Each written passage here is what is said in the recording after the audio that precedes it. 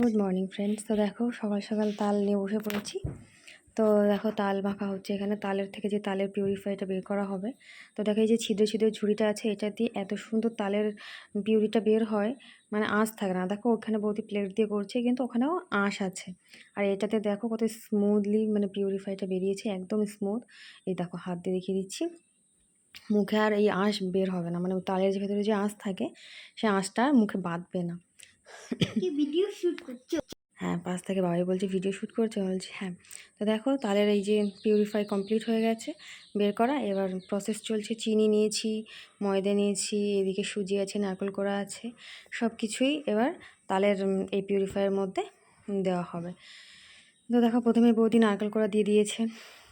নারকেল কোড়াটা বেটে মানে আগে থেকেই কুড়িয়ে রেখেছিল। আর এই যে দেখো এরপরে চলে এসেছে সুজি, এরপরে দিয়ে দিচ্ছে চিনি আর ময়দা, মানে যে যার মতন পরিমাণ মতন দিয়ে নেবে। দিয়ে এবার দেখো ভালো করে মাখবে। মেখে এবার প্রায় বৌদি 1-2 ঘন্টা মতো রেখে দিয়েছিল। এই যে 1-2 ঘন্টা মতো ভালো করে মাখিয়ে নেড়েচেড়ে মাখিয়ে রেখে দিয়েছে। এবার দেখো মাখার পরে সুন্দর করে এরকম ফেটে নিয়েছে। এবার আস্তে আস্তে করে গরম তেলে ছেড়ে নেবে। দেখো তালের বড়া দেখেই তো মুখে জল আসছে নাকি? এই বছর এই প্রথম তালের বড়া খাওয়া। তো কার কার তালের বড়া খাওয়া হয়েছে কমেন্টে জানিও। তো দেখো